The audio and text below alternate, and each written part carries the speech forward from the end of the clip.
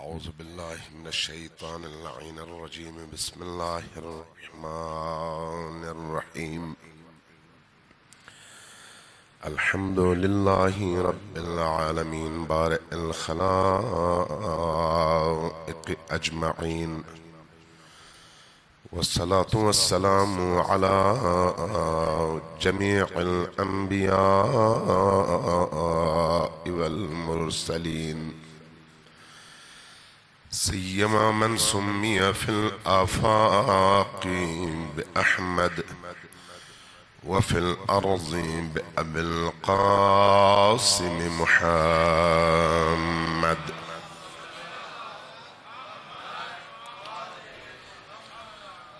والصلاة والسلام على أولاده الطيبين الطاهرين المعصومين، واللعنة الدائمة على أعدائهم أجمعين من يوم عداوتهم إلى قيام يوم الدين.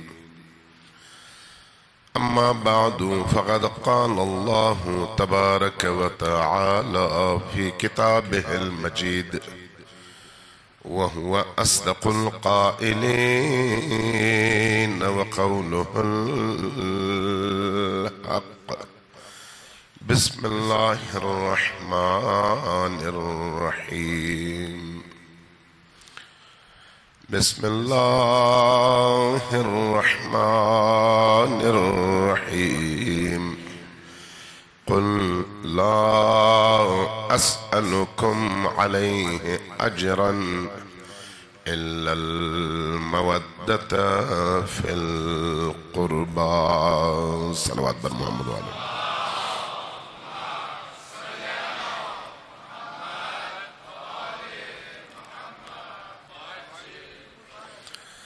اللہ تبارک و تعالی آپ کی ان عزاداریوں کو اپنی بارگاہ میں شرف قبولیت عطا فرمائے، اور ہم سب کو حسین ابن علی کے سائے میں جینے کی اور انہی کے سائے میں جان دینے کی توفیق عطا فرمائے، اور ہم سب کے قلوب کو کربلا والوں سے ہمیشہ کے لیے متصل کر دے اور جوڑ دے۔ عزیزان گرامی، پرسوں رات آپ سے گفتگو کا سلسلہ چل رہا تھا، اور موضوع ظاہر چل رہا ہے کربلا والوں سے ہماری وابستگی، امام حسین علیہ السلام سے، ائمہ اطہار علیہم السلام سے، اہل البیت سے ہماری وابستگی اور ہمارے جڑنے کا، ہمارے متصل ہونے کا مطلب کیا ہے۔ اس میں دو راتیں کچھ آپ کی بارگاہ میں عرائض پیش کی، تو اب آج کچھ اور پہلوؤں پر آپ کی توجہ چاہوں گا۔ میں نے یہ سوال کیا تھا کہ جب امام حسین علیہ السلام کربلا میں ندا بلند کرتے ہیں حل من ناصر ینصرنی کی، تو اس ندا کا مطلب وہ مدد نہیں ہے کہ حسین ابن علی علیہ السلام کو کربلا کی اس 61 ہجری کے عاشور کے دن عصر کے وقت تپتی ہوئی دھوپ میں اور اس ریگستان میں اپنی جان بچانے کے لیے کسی کی مدد کی ضرورت ہو۔ مطلب یہ نہیں تھا۔ اگر یہ ہوتا تو حسین ابن علی اس عالم کے ولی تھے، اور ان کا ارادہ اللہ کا ارادہ تھا، ان کی خواہش اللہ کی خواہش تھی۔ وہ اگر چاہتے تو یقیناً اللہ بھی چاہتا، چونکہ حسین ابن علی ارادہ خدا کا مظہر ہے۔ لہذا اگر حسین ابن علی چاہتے تو کربلا کے اس واقعے میں کسی دشمن کا ذرہ بھی باقی نہ رہتا۔ اگر حسین ابن علی چاہتے تو تمام ملائکہ مدد کے لیے اترتے۔ اگر حسین ابن علی چاہتے صرف یہ حکم کر دیتے زمین کے اندر موجود کیڑے مکوڑوں کو، تو وہی کیڑے مکوڑے اگر نکل آتے تو یزیدی فوج کیا ان کی مدد اور ان کے لیے ہمدردی کے جذبات رکھنے والوں کی بھی ہڈیاں ختم ہو جاتی ہیں، کوئی بچتا نہیں۔ اگر حسین چاہتے تو کیا نہیں ہو سکتا تھا، لیکن حسین چاہتے تھے کہ انسانی معاشرہ اپنے عقل، اپنے شعور، اپنے علم، اپنی معرفت کے ساتھ ایک ایسے رستے پر چلے جس رستے میں مشکلات ہیں، جس رستے میں مشقتیں ہیں، جس رستے میں آزمائشات ہیں، جس رستے میں ابتلاعات ہیں، جس رستے میں دشمن کمین گاہوں میں انتظار میں موجود ہے، جس رستے میں جان دینی پڑتی ہے، جس رستے میں مال دینا پڑتا ہے، جس رستے میں انسان کو مختلف قسم کے عذاب اور مشکلات سے، اذیتوں سے، تکلیفوں سے گزرنا پڑتا ہے، جس رستے میں الزامات سہنے پڑتے ہیں، جس رستے میں گالیاں سننی پڑتی ہیں، جس رستے میں ایف آئی آریں کٹوانی پڑتی ہیں، جس رستے میں جیل جانا پڑتا ہے، جس رستے میں جیل میں ایڑیاں رگڑ رگڑ کر مرنا پڑتا ہے، چونکہ وہ رستہ ایسا ہے جو خدا تک پہنچاتا ہے، وہ مخمل کے بستر کا رستہ نہیں ہے، وہ پھولوں کی سیج کا رستہ نہیں ہے، اس رستے میں کانٹے ہیں، اس رستے میں اذیتیں ہیں، اور اگر یہ اذیتیں اور یہ کانٹے نہ ہوں تو انسان کا جوہر کیسے کھل کر سامنے آئے، کیسے کھل کر سامنے آئے۔ ایک میں مثال دیتا ہوں آپ کو۔ حضرت نوح علیہ السلام نے 900 سال تبلیغ کی۔ کتنے لوگ حضرت نوح کے ساتھ آئے اور ان کے رستے پر چلے؟ شاید جو مورخین نے، مفسرین نے لکھا ہے 100 بندے نہ ہوں۔ 900 سال میں 100 بندے۔ امام حسین علیہ السلام کے دور میں خود امام حسین کے ساتھ چلنے والے کتنے لوگ تھے؟ زیادہ سے زیادہ جو تعداد شہداء کی ہے وہ ہے 72 یا 120 یا 130 فرض کریں، تو کیا مسلمان اتنے ہی تھے؟ نہیں۔ کیوں؟ پھر حسین کے ساتھ کیوں نہیں چلے؟ ولی زماں کے ساتھ کیوں نہیں چلے؟ ولی خدا کے ساتھ کیوں نہیں چلے؟ ولی خدا کا علم تھا کہ یہ ولی ہیں، لیکن اس ولی کے نقش قدم پر چلنے کے لیے جان دینی پڑتی ہے، مال دینا پڑتا ہے، عزت دینی پڑتی ہے، جیل جانا پڑتا ہے، سختیاں بھگتنی پڑتی ہیں۔ تو جب امتحان کا موقع آتا ہے تب خود انسان کو یہ اندازہ ہو جاتا ہے کہ میرے اندر ایمان کتنا ہے، میرے اندر ولایت کتنی ہے، میرے اندر اثر پذیری، اطاعت پذیری کتنی ہے، میرے اندر خدا پر ایمان اور خدا کے حکم پر ایمان، خدا کے وعدوں پر ایمان کتنا ہے۔ یہ تب پتہ چلتا ہے جب آزمائشات کا مرحلہ سامنے آتا ہے۔ اب ذرا غور کریں، امام حسن مجتبی علیہ السلام نے معاویہ ابن ابی سفیان سے صلح کی۔ جب صلح کی تو بڑے بڑے انقلابی، نام نہاد انقلابی کھڑے ہو گئے، مولا آپ نے بڑا غلط کیا، معاویہ کے ساتھ صلح کیا۔ کیوں؟ اس لیے کہ ابن الوقت تھے، امام کی موجودگی میں، ولی کی موجودگی میں ولایت کی تأسی اور تابعداری کی بجائے خود کو زیادہ انقلابی، زیادہ دیندار ثابت کرنے کے لیے خود ولی سے 2 قدم آگے بڑھ رہے تھے۔ جب ولی موجود ہے جو حجت خدا ہے تو پھر حجت خدا کو حجت خدا اگر مانتے ہو، ولی خدا مانتے ہو، تو پھر اطاعت ولی بھی اسی طرح سے فرض ہے۔ جب اطاعت ولی فرض ہے تو اطاعت تب ہوتی ہے جب ولی کے کسی حکم، کسی امر، کسی قدم کے مقابلے میں آپ کے اندر اطاعت کے علاوہ اور کوئی کیفیت پیدا نہ ہو۔ لیکن اگر ایسا نہ ہو تو آپ مطیع نہیں ہیں، آپ مطیع اپنی خواہشات نفس کے ہیں۔ اس لیے آپ دیکھتے ہیں کہ جب امام حسن علیہ السلام صلح کرتے ہیں تو ایک بہت بڑی آبادی کھڑی ہو جاتی ہے کہ آپ نے صلح کیوں کی، آپ نے بڑا غلط کیا۔ امام حسن مجتبی جواب میں فرماتے ہیں کہ نہیں، جو کچھ میں دیکھ رہا ہوں تم نہیں دیکھ رہے۔ اسی طرح جب امام حسین قیام کرتے ہیں تو امام حسین کے قیام کے موقع پر ایک بہت بڑی تعداد کہتی ہے آپ قیام نہ کریں۔ آپ کو نہیں پتا کہ آپ کے والد کے ساتھ کیا ہوا، آپ کو نہیں پتا آپ کے بھائی کے ساتھ کیا ہوا, آپ کو نہیں پتا بنی امیہ کس طرح کے لوگ ہیں, آپ کو نہیں پتا ان مسلمانوں نے آپ کے جد کے بعد کیا کیا حرکتیں کی ہیں. تو اس لیے آپ قیام کریں گے تو یہ نقصان ہوگا, یہ نقصان ہوگا, یہ نقصان ہوگا. وہاں پر صلح پر اعتراض, یہاں پر قیام پر اعتراض. کیوں؟ نمبر 1 عدم معرفت, نمبر 2 اگر شناخت ہو بھی تو پھر عدم اطاعت. ولی جب سامنے موجود ہو تو ولی کا مطلب یہ ہے کہ اس کی اطاعت کرو. اس کی اطاعت کے لیے شناخت ضروری ہے, اس کی اطاعت کے لیے اس کی معرفت ضروری ہے. اگر اس کی معرفت اور اس کی شناخت حاصل ہو جائے تو اس کے بعد پھر انسان اس رستے سے ذرہ برابر ادھر ادھر نہیں ہٹتا, بشرطے کہ اس کی شناخت حقیقی ہو اور اس کے اندر ایمان اور معرفت موجود ہو. صلوات بھیجیے بر محمد و علیہ.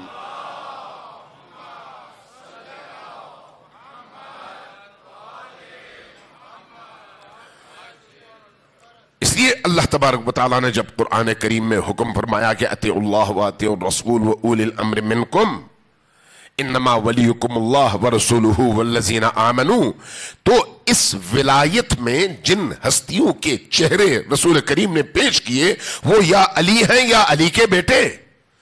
اور یہ اس لیے پیش کیا کہ ان ولیوں کو پہچانو.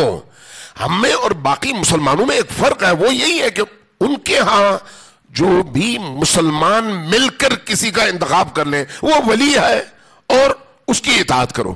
ہم کہتے ہیں نہیں, ولی انسان نہیں بناتا, ولی کون بناتا ہے؟ اللہ بناتا ہے. جب تک اللہ ولی نہ بنائے تو اس کو ولایت کیسے حاصل ہو سکتی ہے؟ ولایت اللہ کی ہے. آپ دیکھیں جب آپ کا مال ہے تو آپ اپنے بعد کسی کو اس مال کا ولی بناتے ہیں, یعنی اس کے ہاتھ میں اختیار دیتے ہیں. تو اگر آپ کی اجازت نہ ہو تو کوئی اور آپ کے مال پر کسی کو ولی بنا سکتا ہے؟ نہیں بنا سکتا. یہ جو ولایت ہے اس عالم کی, اس کا مالک کون ہے؟ انما ولیکم اللہ, اللہ ہے. اور اللہ کے بعد کون ہے؟ اس کا رسول. تو اب اگر اللہ اور رسول ولی ہیں تو پھر ان کی ولایت عوام کے ہاتھ میں نہیں ہے, انہی کے ہاتھ میں ہے. اس لیے جس کو وہ چاہیں گے اس کو وہ ولایت ملے گی, ہر ایک کو تو نہیں مل سکتی.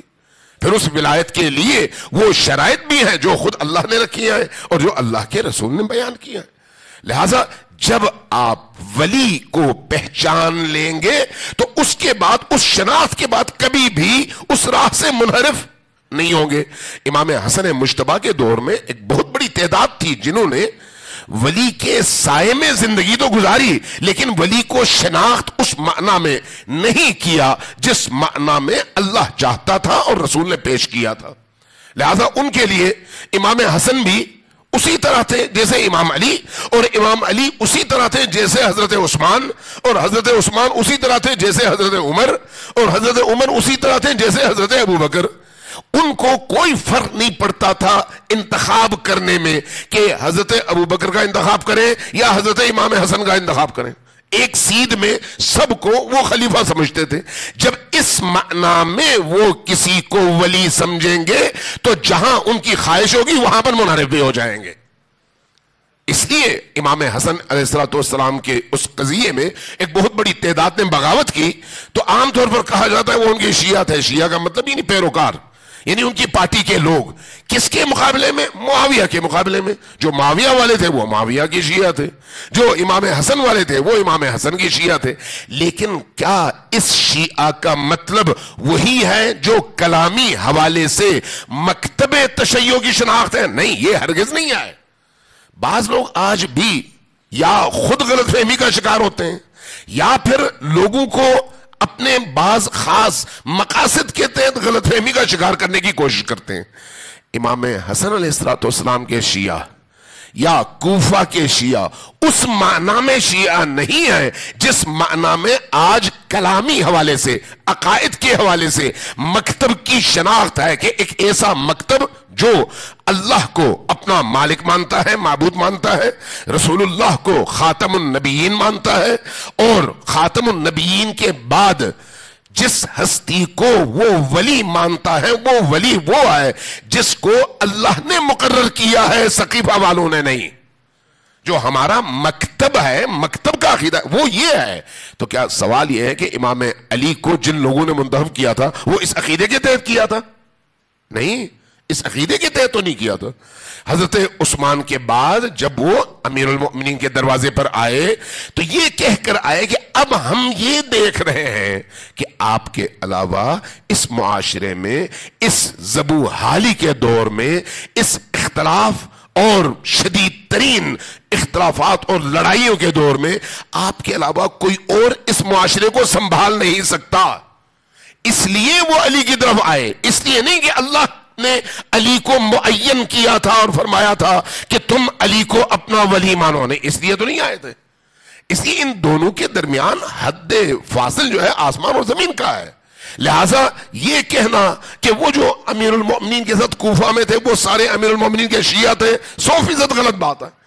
अगर ये कहना कि इमाम हसन के जो साथी थे वो सारे शिया थे, हां, गुरोह के माने में हां, उसी तरह जिस तरह से अबू सुफियान के शिया थे, जिस तरह से मुआविया के शिया थे, जिस तरह से खुद उस्मान के शिया थे, उसी तरह अली के भी शिया थे। यानी अली की पार्टी, उस्मान की पार्टी, अबू सुफियान की पार्टी, मुआविया की पार्टी, पार्टी के माने में शिया थे, लेकिन अकीदे के जिस माना में मकतबे तशय्यो अपने आप को शिया कहता है वो ये है कि पहला इमाम अली इब्ने अबी तालिब है और उस पहले इमाम का तायुन अल्लाह ने किया है और वो इमाम मासूम है, मिन जानिबिल्लाह है, उसकी इताअत अल्लाह की इताअत है, उससे इनहराफ अल्लाह से इनहराफ है, उसके साथ चलना अल्लाह के साथ चलना है, उससे दुश्मनी करना अल्लाह से दुश्मनी करना है। ये अकीदा है मकतबे इमामत और मकतबे तशय्यो का। इस अकीदे के साथ कोई भी ऐसा बंदा आपको सदरे इस्लाम में अमीरुल मोमिनीन के लश्कर में ऐसी कोई बड़ी तादाद नहीं मिलेगी, इमाम हसन के लश्कर में कोई ऐसी बड़ी तादाद नहीं मिलेगी। हां थे, लेकिन बहुत कलील तादाद में, बहुत कलील तादाद में। जो बाकी थे वो उनके गुरोह के थे, लेकिन जब कभी उन पर मुश्किल आई वली को छोड़ दिया, जब कभी उन्हें कोई दो में से एक का इंतखाब करना पड़ा आसान का इंतखाब किया। जब अकीदे के हवाले से ये अकीदा ना हो ना कि अली अल्लाह की जानिब से वली है, तो फिर जब लोग वली बनाएंगे, लोग खलीफा बनाएंगे, तो फिर लोगों की मर्जी है साथ दें या ना दें। लिहाजा जहां फायदा होगा साथ देंगे, जहां पर नुकसान होगा साथ नहीं देंगे। यही सूरत हाल इमाम हसन के दौर में थी, यही सूरत हाल अमीरुल मोमिनीन के दौर में रही, यही सूरत हाल हत्ता इमाम हुसैन अलैहिस्सलातु वस्सलाम के दौर में रही।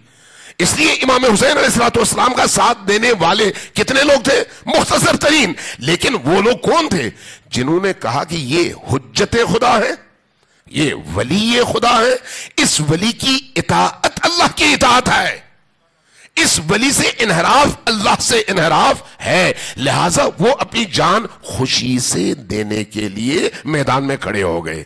जो लोग विलायत को इस माना में अपनाते हैं वो कहलाते हैं शीअये अली कलामी माना में। जो इस माना में नहीं अपनाते, अली की पार्टी के लोग तो कहला सकते हैं, लेकिन अकायद और कलामी मैदान में वो इस्ना अशरी शिया नहीं कहलाते। और हम बात कर रहे हैं अपने मकतब के हवाले से कि हम इस्ना अशरी यानी 12 इमामी यानी 12 हस्तियों को अपना इमाम मानने वाले मकतब के पैरोकार हैं, जिसमें पहले इमाम का ताय्युन भी अल्लाह करता है और आखिरी इमाम का ताय्युन भी अल्लाह करता है। लोगों का उस ताय्युन में कोई रोल नहीं है। लिहाजा सकीफा वाले इस मैदान इमामत के तसव्वुर से खुद ब खुद खारिज हो जाते हैं। लिहाजा बाज़ औक़ात बाज़ क्लिप सुन के बाज़ लोगों के अंदर ये गलतफहमी पैदा होती है। बाज़ लोग या जानबूझकर या फिर किसी और मकसद की खातिर इस तरह की ज़ुमाना बात करते हैं कि अली वाले थे, अली के शिया थे जिन्होंने ये किया, इमाम हुसैन के शिया थे जिन्होंने वो किया, इमाम हसन के शिया थे जिन्होंने ये किया। नहीं, इमाम हसन के शिया नहीं थे, गुरोह जरूर था, لیکن جو عقیدہ ہے وہ عقیدہ وہاں پر موجود نہیں تھا. ہم بات کر رہے ہیں آئیڈیالوجی کی.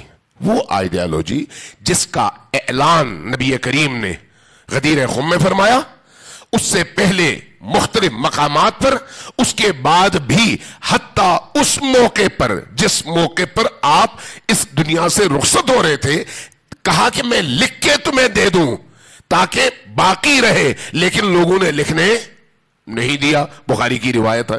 لہذا جب ہم بات کرتے ہیں اثنا عشری شیعہ کی, تو اس اثنا عشری شیعہ میں امام حسن کا لشکر شامل نہیں ہے, کوفہ والے شامل نہیں ہے. ہاں ان کے اندر کچھ لوگ ضرور تھے, یہ بات درست ہے, اور کوفہ والوں نے بھی حضرت امام حسین کو جب دعوت دی ہے تو اس لیے نہیں دی کہ آپ مفترض الطاعہ اللہ کی طرف سے وہ ولی اور وہ امام ہیں جن کا تعین اللہ نے کیا ہے. جو لوگ یہ عقیدہ رکھتے تھے ان کی تعداد بہت کم تھی, باقی معاشرہ ویسا نہیں تھا. اس لیے آپ دیکھتے ہیں اسی کوفہ میں جب امام علی علیہ السلام 4 سال حاکم رہے نا, 4 سال, ان 4 سالوں میں جب امام علی نے آ کر مدینہ سے کوفہ شفٹ ہو کر کوفہ میں مسجد کوفہ میں خطبے دینے شروع کیے, تو آپ نے وہ چیزیں جو خلفاء کے دور میں رائج تھیں آہستہ آہستہ مٹانی شروع کی, منع کرنا شروع کیا. ان میں سے ایک نماز تراویح تھی رمضان میں. جب امام علی نے فرمایا کہ یہ تراویح اسلام میں نہیں ہے, اللہ کا حکم نہیں ہے, رسول کی سنت نہیں ہے, جو آج بھی علماء اہل سنت بھی کہتے ہیں, یعنی وہ یہ نہیں کہتے کہ یہ رسول کی سنت تھی, وہ کہتے ہیں حضرت عمر کی سنت تھی. تو امیر المومنین نے بھی یہی کہا کہ یہ رسول کی سنت نہیں ہے, میں اللہ کی کتاب اور رسول کی سنت کو زندہ کرنے آیا ہوں, تو تم رسول کی سنت کو اپناؤ, رسول کی سنت یہ نہیں ہے, اس کو چھوڑ دو. تو اسی مسجد میں موجود لوگوں کی اکثریت نے اٹھ کر نعرے لگانے شروع کر دیے, واہ سنت عمرہ, اے عمر کی سنت ختم ہو رہی ہے. تو وہ شیعہ تھے, شیعہ ایسا نعرہ لگاتا ہے نہیں. اس لیے اس شبہے میں پڑھ کر کبھی ایسا نہ ہو کہ غلط فہمی پیدا ہو جائے کسی کے دل میں کہ کربلا میں بھی شیعہ تھے اور کوفہ میں بھی شیعہ تھے اور مدینہ میں بھی شیعہ تھے. شیعہ ہوتے تو شیعہ ایسا کبھی نہ ہوتے, کبھی ایسا نہ ہوتے. صلوات بھیجیے بر محمد و آل محمد.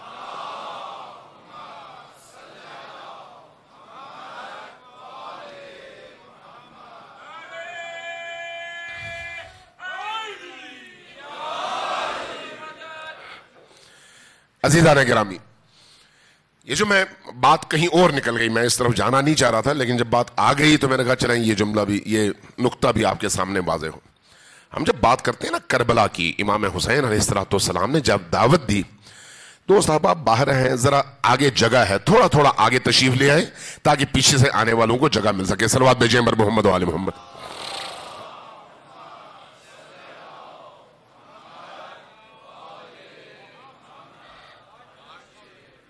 دوبارہ صلوات بھیجیے بر محمد و آل محمد.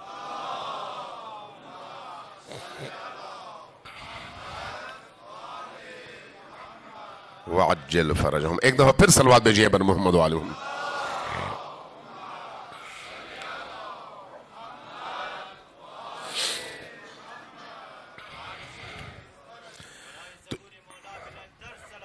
اللہم صلی علی محمد.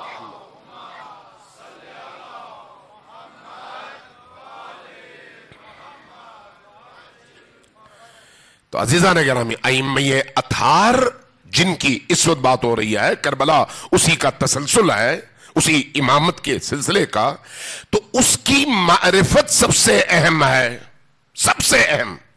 کہ اگر کسی کے دل میں وہ معرفت پیدا ہو جائے تو اس کی زندگی چینج ہو سکتی ہے. اور یہ یاد رکھیے کہ اللہ تک پہنچنے کا رستہ یہی ہے, اس کے علاوہ کوئی رستہ نہیں ہے. حتیٰ اگر کوئی شخص ساری زندگی قرآن کو سینے سے لگائے رکھے لیکن اہل البیت کی طرف نہ آئے تو وہ اللہ تک کبھی نہیں پہنچ سکتا.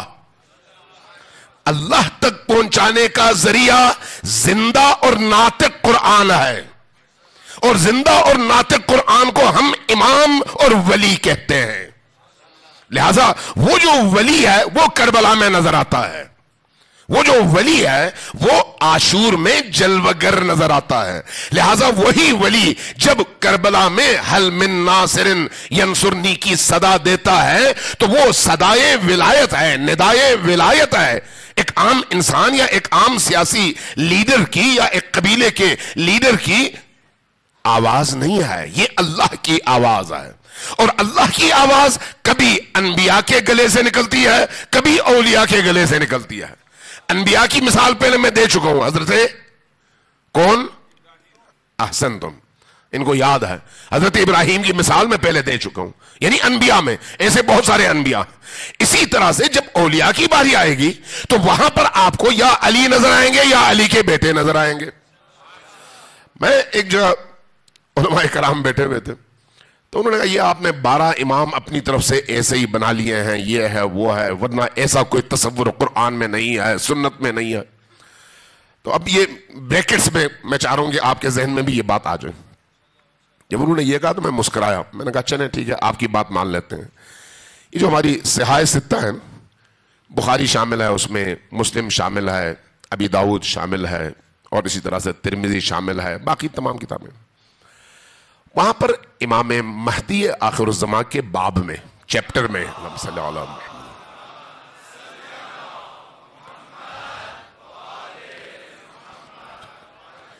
ان میں تمام کتابوں میں کم و بیش ہر کتاب میں ایک چیپٹر ایسا ہے جس کو یا باب الملحمہ کہتے ہیں یا باب المہدی کہتے ہیں، کتاب المہدی، جس میں کسی نہ کسی صورت میں امام مہدی آخر الزمان علیہ السلام کے موضوع کو چھیڑا گیا ہے. تسلسل سے جو روایات تمام اہل سنت کی ان کتابوں میں موجود ہیں وہ یہ ہے کہ نبی کے بعد نبی کے 12 خلیفہ ہوں گے. تمام کتابوں میں یہ روایات موجود ہیں. اب روایت تو موجود ہے، اگر کوئی نہ پڑھے تو اور بات ہے، اور پڑھنے کے بعد آنکھ بند کر لے کبوتر کی طرح سے تو وہ بھی اور بات ہے. لیکن کتابوں میں روایات موجود ہیں.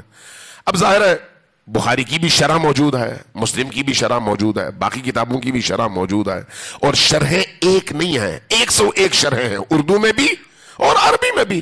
ان تمام روایات کی شرحوں میں کئی جلدیں بڑے بڑے علماء نے لکھی ہیں. جب ان روایات پر آئے، ان روایات پر کہ نبی نے فرمایا کہ میرے بعد میرے 12 جانشین ہوں گے، تو اب ان کو تو ضرورت تھی نا کہ 12 جانشینوں کا تعین کرتے. جب نبی نے فرمایا کہ 12 ہیں تو وہ 12 کون ہیں؟ تو انہوں نے شروع کیا حضرت ابوبکر سے، کر کے معاویہ کو بھی اس ہاتھ میں ڈال دیا، یزید کو سلب کر دیا، پھر عمر ابن عبدالعزیز کی طرف آئے، کرتے کرتے کچھ پھر انہوں نے بنی عباس سے لیے، لیکن کہیں پر بھی تسلسل سے 12 پورے نہیں کر سکے. کوئی بھی شارح، چاہے بخاری کا ہے چاہے مسلم کا ہے، چونکہ ایک لمبی بحث ہے، میں صرف اختصار کے ساتھ آپ کے ذہنوں میں بات پہنچانا چاہ رہا ہوں کہ آپ کو یہ معلوم ہو کہ تمام لوگوں نے کوشش کی لیکن 12 کا فگر پورا نہیں کر سکے. لیکن جن لوگوں نے کوشش کی ان کی لسٹ دوسروں سے مختلف تھی. ایک نے ایک لسٹ دی، دوسرے نے دوسری لسٹ دی، تیسرے نے تیسری لسٹ دی، چوتھے نے چوتھی لسٹ دی. باقی تمام لسٹوں میں کچھ لوگ مشترک ہیں اور باقی لوگ متفرق ہیں. ایک نے کہا وہ تھا، دوسرے نے کہا وہ تھا، تیسرے نے کہا وہ تھا. پہنچ نہیں سکے کہیں پر بھی.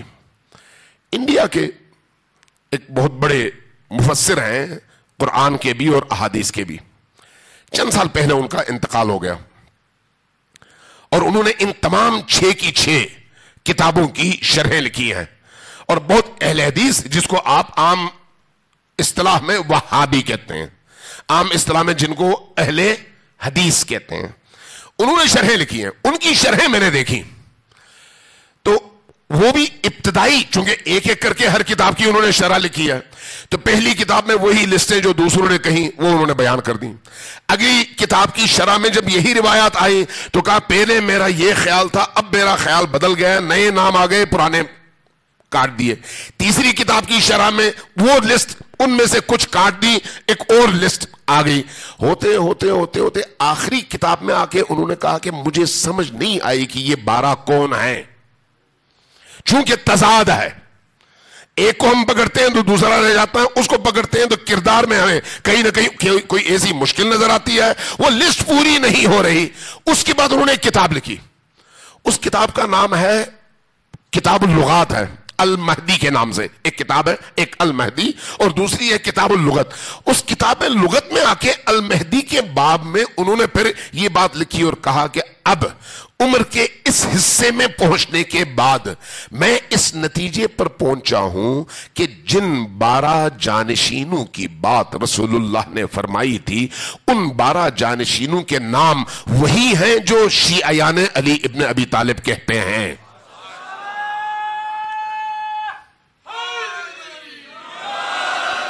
یہ انہوں نے وہاں پر لکھ دی. جب وہاں پر لکھ دی اب آپ اہل حدیث سے پوچھیں بھئی انہوں نے یہ لکھی ہے, کہتے ہیں نہیں وہ تو شیعہ ہو گئے تھے. ہوتا یہی ہے, ہوتا یہی ہے. جب کوئی بندہ صحیح رستے تک پہنچ جائے تو اس پر پھر لیبل لگا دیتے ہیں, شیعہ کا لیبل لگا دیتے ہیں, رافضی کا, تاکہ اس کی بات کی وہ تاثیر باقی نہ رہے. اب اس محفل میں جب ہم بیٹھے ہوئے تھے میں نے پھر ان احادیث کا حوالہ دیا. میں نے کہا یہ احادیث آپ کے علم میں کہاں؟ میں نے کہا کہ چلیں آپ کی بات مان لیتے ہیں, پہلے جو ہے حضرت ابوبکر تھے, دوسرے حضرت عمر تھے, تیسرے حضرت عثمان تھے, اسی ترتیب ہے جو آپ کہتے ہیں مان لیتے ہیں.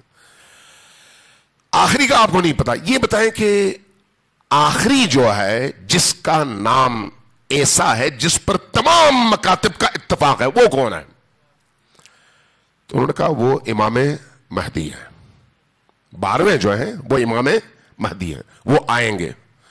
میں نے کہا اچھا اس پر اتفاق ہے کہ نبی کریم کا 12واں جانشین وہ امام مہدی ہے, کہاں ہے؟ اس پر اتفاق ہے, ہاں ہے. میں نے تو پوچھا یہ بتائیں کہ اس 12ویں کا انتخاب کون کرے گا؟ کہا اللہ, اللہ کرے گا. تو میں نے کہا نہیں ہم ایک کام کرتے ہیں کہ تمام عالم اسلام کے تمام بڑے بڑے علماء کو ایک کانفرنس میں بلاتے ہیں, بلا کے ان سے کہتے ہیں کہ ہم سب مل کے اپنے میں سے کسی کو مہدی بنا لیتے ہیں تاکہ وہ اس پورے عالم میں عدل اور انصاف کا نظام نافذ کرے اور دنیا میں خدا کی حکمرانی ہو. تو کہا نہیں یہ تو نہیں ہو سکتا, ہم نہیں کر سکتے. تو پھر سوال یہ تھا کہ اگر ہم 12ویں میں نہیں کر سکتے تو پہلے میں کیسے کر سکتے ہیں؟ چونکہ اگر سلسلہ وہی ہے تو پھر ہر جگہ وہی ہونا چاہیے. اگر 12ویں میں یہ کام اللہ کا ہے تو پہلے میں بھی اللہ کا ہے, دوسرے میں بھی اللہ کا ہے, تیسرے میں بھی اللہ کا ہے. تو ہم جو اپنے آپ کو اثنا عشری 12 امامی کہتے ہیں اس کی بنیاد یہی ہے کہ ہم کہتے ہیں نہیں امامت اللہ کی طرف سے ہے. جب اللہ کی طرف سے ہے تو پھر اللہ کی طرف سے جب امامت ملتی ہے تو پھر امامت کے ساتھ وہ اختیار بھی ملتا ہے. اختیار اب 2 طرح کی ہیں, ایک ہے انسانوں کے ارادے میں اور ایک ہے اس کائنات کی روح میں. وہ جو کائنات کی روح میں ارادہ ہے اور اختیار ہے وہ اللہ کی طرف سے ملتا ہے, جس کو ہم کہتے ہیں ولایت تکوینی, جس کے نتیجے میں جب ولی اللہ کی طرف سے منتخب ہو کر ولی بنتا ہے تو وہ چاہے تو دنیا کو زیر و زبر کر دے, چاہے تو جو وہ چاہے وہی ہو, اس لیے کہ وہ ارادہ خدا کا مظہر ہے. لیکن وہ جو اس کا تشریعی ولایت کا پہلو ہے اس کا تعلق انسانوں سے ہے. انسان مانے تو ہوگا, نہ مانے تو نہیں ہوگا. جتنے بھی انبیاء آئے ان تمام انبیاء کو اللہ نے نبی بنا کر بھیجا یا نہیں؟ بنا کے بھیجا یا نہیں؟ تمام انبیاء کو بھیجا.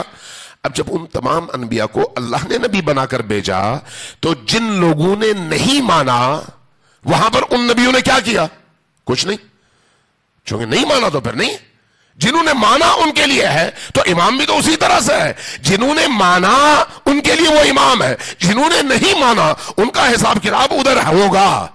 لیکن یہاں پر جب آپ تکوینی حوالے سے دیکھتے ہیں اس عالم کی روح کے حوالے سے تو وہ اختیار ان اولیاء کے پاس موجود ہے. اور اللہ تبارک و تعالیٰ کا نظام ایسا ہے کہ انسانی عقل کی وہ پرورش کرتا ہے, انسانی فکر کی پرورش کرتا ہے.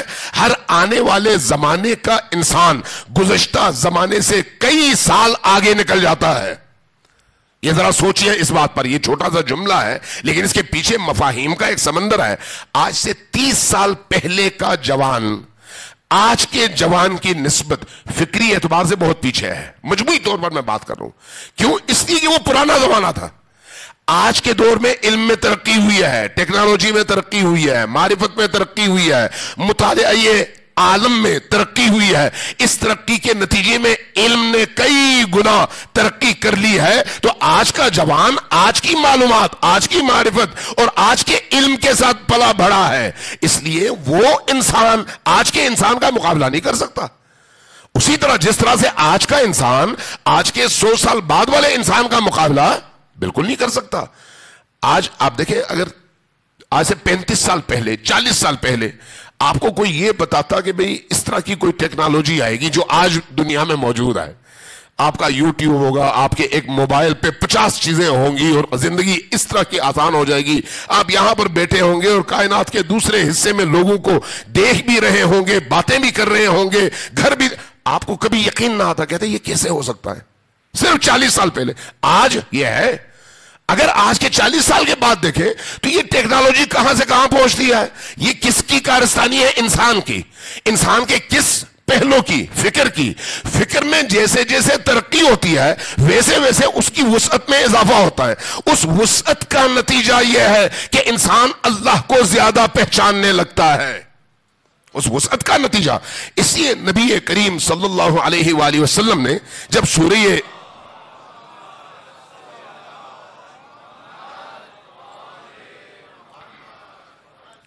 سورہ اخلاص نازل ہوا، بسم اللہ الرحمن الرحیم قل هو اللہ احد، جب یہ سورت نازل ہوئی تو نبی کریم نے لوگوں سے کہا اس کو پڑھو اور حفظ کر لو۔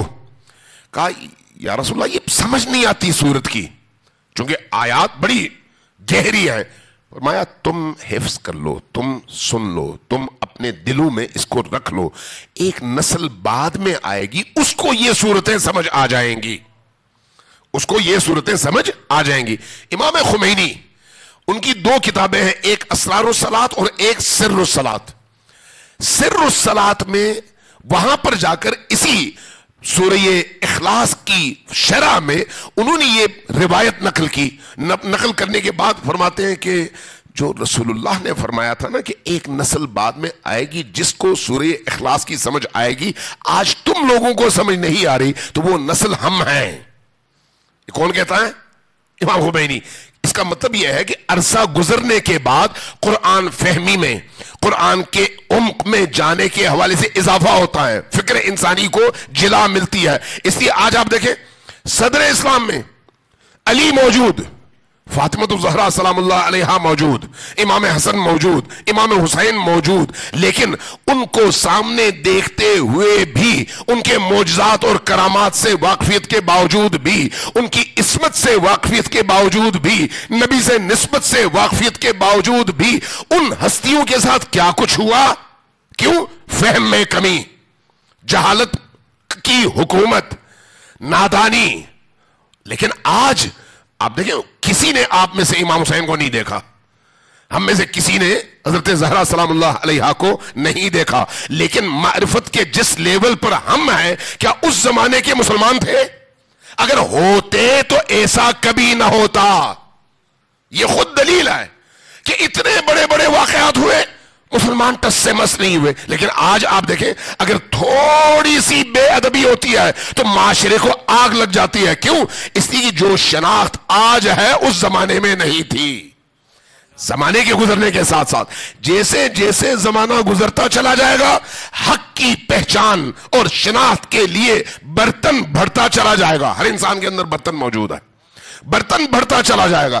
جیسے جیسے برتن بڑھتا چلا جائے گا ان ہستیوں کی شناخت میں اضافہ ہوتا چلا جائے گا۔ جیسے جیسے اضافہ ہوتا چلا جائے گا ویسے ویسے ان شناخت کرنے والوں میں، عمیق شناخت والے، گہری شناخت والے، بامعرفت لوگوں کی تعداد میں بھی اسی حساب سے اضافہ ہوتا چلا جائے گا۔ یہ جو ہمیں بتایا جاتا ہے کہ 313 ہوں گے امام زمان کے ظہور میں، 313 ٹوٹل نہیں ہے، 313 خواص ہیں، یعنی وہ خواص جو فکری، معنوی، روحانی حوالے سے اس مقام پر ہو کہ وہ کربلا والوں کی طرح سے اپنے زمانے کے حسین یعنی مہدی آخر الزمان اور ولی زمان کے ساتھ اس طرح سے کھڑے ہو اور خود بھی اسی ولی کے سائے میں زمانے کے ولی کہلائے۔ 313 ہوں گے لیکن ان کے پیچھے چلنے والے لاکھوں ہوں گے انشاءاللہ تعالی، اور ان لاکھوں میں انشاءاللہ تعالی ہم بھی شامل ہوں گے۔ صلوات بھیجیے پر محمد و آل محمد۔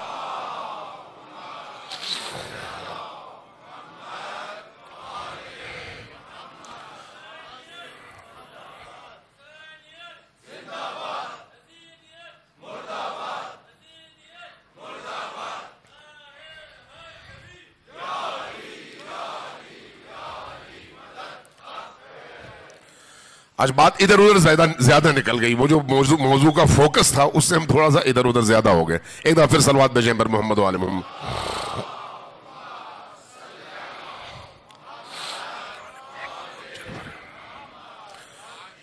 لیکن میرا خیال ہے یہ باتیں بھی ذرا ضروری تھیں. ایک دفعہ پھر صلوات بھیجیں پر محمد و آل محمد.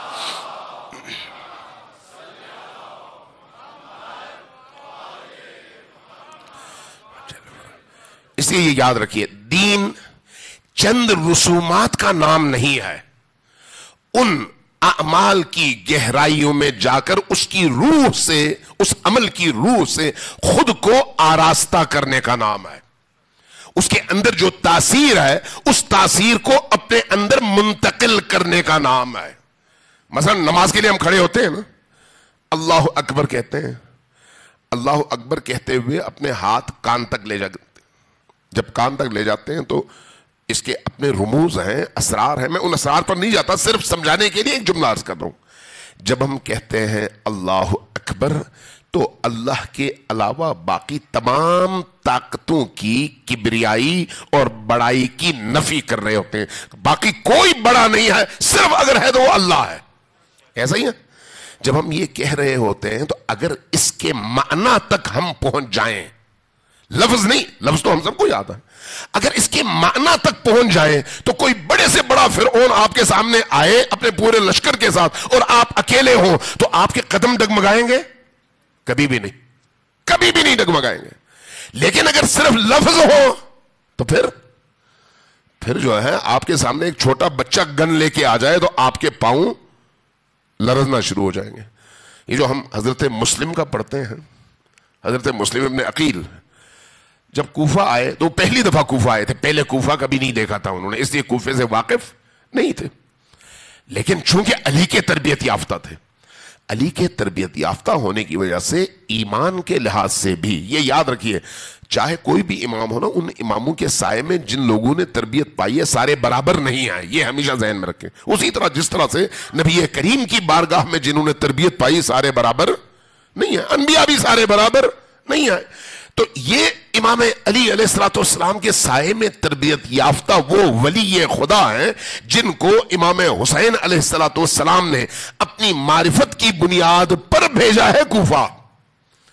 جب ان کا استقبال ہوا تو کتنے لوگ تھے؟ 12,000 لوگوں نے کوفہ میں ان کا استقبال کیا. لیکن جب ابن زیاد کی حکومت آئی، ابن زیاد کو کوفے کا گورنر بنا دیا گیا اور اس نے کرفیو لگا دیا. اب جب امام حضرت مسلم بن عقیل مسجد کی طرف آ رہے تھے تو 12,000 کہاں تھے؟ گھروں میں. وہ 12,000 شوقیہ آئے ہوئے لوگ، شوقیہ کہ بھئی امام حسین کی طرف سے بندے آئے ہیں، مدینہ سے بندے آئے ہیں. آج بھی اگر یہاں پر اعلان ہو جائے کہ مدینہ سے یا نجف سے امام علی کا جوتا لایا گیا ہے تو 12,000 نہیں، ساری آبادی امٹ کر آئے گی جوتا دیکھنے کے لیے. ایسا ہے یا نہیں؟ بہرحال وہ لوگ بھی آ گئے. لیکن جب سختی آئی تو امام حضرت مسلم بن عقیل جب مسجد کی طرف جا رہے تھے تو روایات میں کہ ٹوٹل ان کے ساتھ 30 بندے تھے. ٹوٹل 30 بندے مسجد میں داخل ہوئے، مسجد کوفہ میں اندر جا کے نماز پڑھی. نماز کے بعد پلٹ کے دیکھا تو 10 بندے تھے. نماز کے بعد پلٹ کر دیکھا ٹوٹل 10 بندے تھے. اب جب نماز کے بعد باہر آئے تو حضرت مسلم کے پاس رہنے کو جگہ تو نہیں تھی، وہ تو انہی لوگوں کی مدد کے لیے آئے تھے اور امام حسین علیہ السلام کے حکم پر جائزہ لینے آئے تھے. تو کوفہ والے ان کے میزبان تھے. تو کوفہ کے جو اہم لوگ تھے وہ سارے کے سارے قید میں پکڑ لیے گئے. حضرت مسلم کے ارد گرد جو لوگ تھے ان میں 10 بندے تھے. جب حضرت مسلم اپنے محراب سے نکل کر صحن مسجد میں آئے اور صحن مسجد سے باہر گیٹ پہ آئے تو ایک بندہ ساتھ نہیں تھا. ایک بندہ ساتھ نہیں تھا. کیوں؟ جب معرفت نہ ہو تو یہ ہوتا ہے. جب معرفت نہ ہو، جب معرفت نہ ہو تو پھر حضرت مسلم اکیلے رہ جاتے ہیں. حضرت مسلم کیا، انبیاء اکیلے رہ جاتے ہیں. انبیاء کیا، خود امیر المؤمنین اکیلے رہ جاتے ہیں. امیر المؤمنین کے اپنے دور میں نبی کریم کے بعد جب علی اور فاطمہ اپنے अपने घर में थे और हर तरह का प्रेशर था और हजरत ज़हरा सलामुल्लाह अलैहा मदद मांगती नजर आती थी, तो ऐसे में अली भी रोते थे और फातिमा ज़हरा सलामुल्लाह अलैहा भी रोती थी। तो जब हजरत ज़हरा सलामुल्लाह अलैहा ने उम्मत का हाल देखकर अली से फरमाया कि या अली, जब मैं देखती हूं कि लोग आपको सलाम भी नहीं करते तो मैं जल उठती हूं और रो पड़ती हूं कि ये वक्त आ गया है। तो अमीरुल मोमिनीन ने क्या जवाब दिया? ए बिनते रसूल, हाँ, लोग मुझे सलाम न करें ये एक मरहला है, वक्त ऐसा आ गया है कि मैं सलाम करूं तो लोग मुझे जवाब भी नहीं देते। अली अकेले, जब वली अकेला रह जाए तो कुछ नहीं कर सकता। वली को साथी चाहिए, साथी चाहिए। कैसे साथी? बामारिफत, ऐसे साथी जिनके अंदर ईमान हो, ऐसे साथी जिनका अकीदा रासिख हो, ऐसे साथी जो दुनिया और आखिरत में इंतखाब का मरहला आए तो दुनिया को ठोकर पर रखकर आखिरत का इंतखाब कर सके। ऐसा साथी जो अपने वली के लिए सिर्फ खुद नहीं अपना सारा खानदान मिटाने के लिए तैयार हो सके, ऐसा साथी। लिहाजा जब आप करबला में देखते हैं इमाम हुसैन अलैहिस्सलातु वस्सलाम की निदा को, तो उस निदा का मतलब क्या है कि ऐसे बनो कि जब वली पुकारे तो फिर उस वली की आवाज पर तुम सब खड़े हो सको ताकि जुल्मतों से निकल सको और आजाद और हुर बन सको। वली का साथ देने का फायदा यह होता है, वली आजादी का पैगंबर होता है, हुर्रियत का पैगंबर होता है, इंसान को हुर्रियत दिलाता है और आजादी दिलाता है तमाम तर शिकंजों से। लिहाजा वो जो वली है उसका मकाम बहुत बुलंद है। टाइम ज्यादा हो गया, वरना मैं वाकया नकल करता खुद कुरान करीम से, अगर सुनने की हिम्मत है तो अर्ज करूं, सलवात भेजे अमर मोहम्मद वाले मोहम्मद।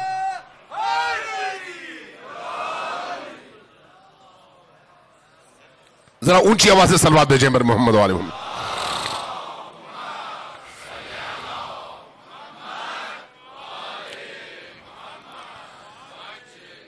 ये जो इंसान की जिंदगी में आजमाइश है ना, आजमाइश कभी नूरानी है, कभी जुल्मानी। कभी आपने इस तरह सुनी है नूरानी आजमाइश और जुल्मानी आजमाइश? मसलन एक दफा इंसान के सामने कोई खूबसूरत लड़की आ जाती है और इंसान का दिल चाहता है देखने को और इंसान निगाहें झुकाता है, नहीं देखता, आजमाइश जुल्मानी थी। उसने अपने आप को बचाया, नूर की तरफ आया, ठीक है। कभी इंसान के सामने नूरानी आजमाइशें आती हैं, नूरानी। नमाज उसकी आजमाइश का जरिया बनती है, रोजा उसकी आजमाइश का जरिया बनता है, दुआ उसकी आजमाइश का जरिया बनता है, कुरान खानी उसकी आजमाइश का जरिया बनता है, सदकात उसकी आजमाइश का जरिया बनता है। बाज़ औक़ात इंसान इन नेक कामों में आजमाइश में पड़ जाता है, इसलिए कि यही नेक काम उस जुल्मत और बुराई के मुकाबले में तो नेक है, लेकिन वो जो नेकी की रूह है उस रूह के मुकाबले में अगर उससे मुताबिकत ना हो तो वही अमल है लेकिन जुल्मानिया है। नमाज बाज़ औक़ात इंसान को तारीकियों में ले जाती है, रोजा बाज़ औक़ात इंसान को तारीकियों में लेके चला जाता है। वो नमाज जो इंसान के अंदर के इंसान को अल्लाह का मुती न बनाए। कभी आप ये देख लें, आप अकेले हो, नमाज पढ़ रहे हो, अचानक कहीं से कोई आवाज आए कि दो लोग चार लोग आ गए, आपकी नमाज की उस कैफियत में फर्क पड़ता है या नहीं पड़ता? अगर पड़ता है तो कहेंगे ये नमाज जुल्मानी नमाज है, नूरानी नमाज नहीं है। क्यों? इसलिए कि किसी के आने से आप अलर्ट हो जाएं और बिल्कुल सीधे होकर नमाज पढ़ें। कोई ना हो तो बड़े ढीले ढाले अंदाज में कभी कहीं पर खारिश कर रहे हो, कभी कहीं पर हाथ मार रहे हो, कभी इधर कभी उधर झुक रहे हो, इस कैफियत में, बेहाली में, लेकिन कोई आए बड़े अलर्ट हो गए। ये खुद आजमाइश है, खुद नमाज के अंदर।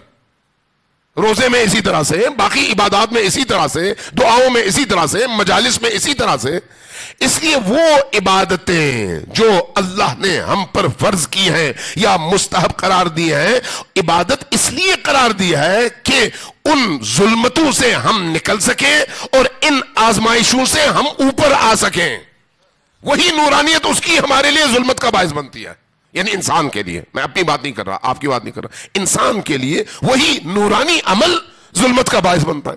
اب ذرا حضرت موسیٰ اور حضرت خضر کا واقعہ دیکھیں قرآن کریم میں. حضرت موسیٰ کون ہے؟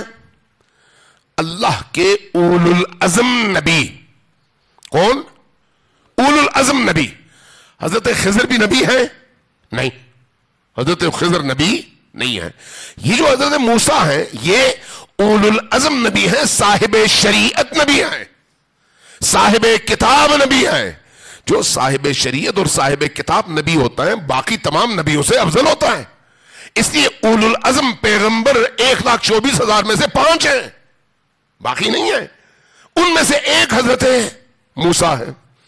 حضرت موسیٰ پر کتابیں نازل ہوئیں، آیات نازل ہوئیں، الواح نازل ہوئیں، لوح جن میں اللہ کی طرف سے آیات تھیں.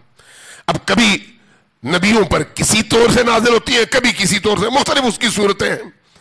حضرت موسیٰ پر جب یہ الواح نازل ہوئیں تو بعض روایات اہل بیت کی کہتی ہے کہ حضرت موسیٰ کے دل میں ایک کیفیت پیدا ہوئی کہ اللہ نے مجھے اس قابل بنایا کہ مجھ پر یہ الواح نازل ہوئیں، یہ لوح نازل ہوئے، یہ آیتیں نازل ہوئیں. کیا اس وقت زمین میں مجھ سے بہتر بھی کوئی ہے؟ دیکھیں کوئی گناہ کا کام تو نہیں ہے، لیکن خود پسندی، خود کی خواہش، خود یہ ایک پردہ ہے اللہ تک پہنچنے میں. اللہ تک وہ پہنچتا ہے جو اپنے آپ کو زیرو کر لے. حضرت موسیٰ اولو العزم ترین پیغمبر ہیں، لیکن بہرحال یہ خواہش پیدا ہوئی. جیسے یہ خواہش پیدا ہوئی اللہ کی طرف سے وہی ہوئی کہ فلان جگہ ایک شخص ہے جس کو خضر کہتے ہیں، جاؤ کچھ دن اس کے ساتھ رہو اور جیسا وہ کہے ویسا کرو. کہا ٹھیک ہے، چل پڑے.